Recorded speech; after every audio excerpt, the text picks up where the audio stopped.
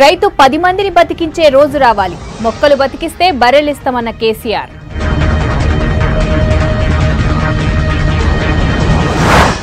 జీఎస్టీల మార్పు కోసం న్యాయ పోరాటం, రాజీ పడే ముచ్చట లేదన్న టీఆర్ఎస్ నేతలు. పోచంపాడు సభ మీద మంత్రుల నజర్, ప్రతిపక్షాల తీరు మారాలన్న నేతలు.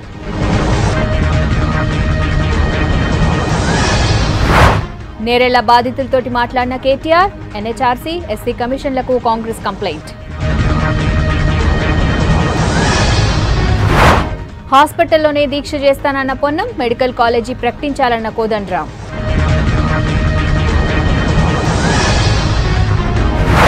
పదవులు సొంత ప్రయోజనాల కోసం కాదు, పుస్తకావిష్కరణ కార్యక్రమంలా వెంకయ్య.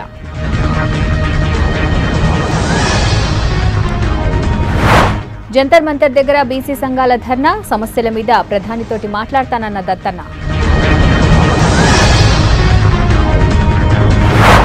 చురుగ్గా కదులుతున్న రుతుపవనాలు, 24 గంటల్లో భారీ వర్షాలు పడొచ్చన్న ఐఎండీ.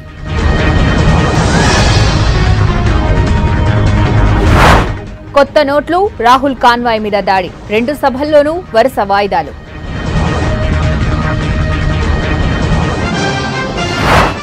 గుజరాత్ రాజ్యసభ ఎన్నిక కౌంటింగ్ కు బ్రేక్, క్రాస్ ఓటింగ్ మీద ఈసీకి కాంగ్రెస్, బీజేపీ కంప్లైంట్స్.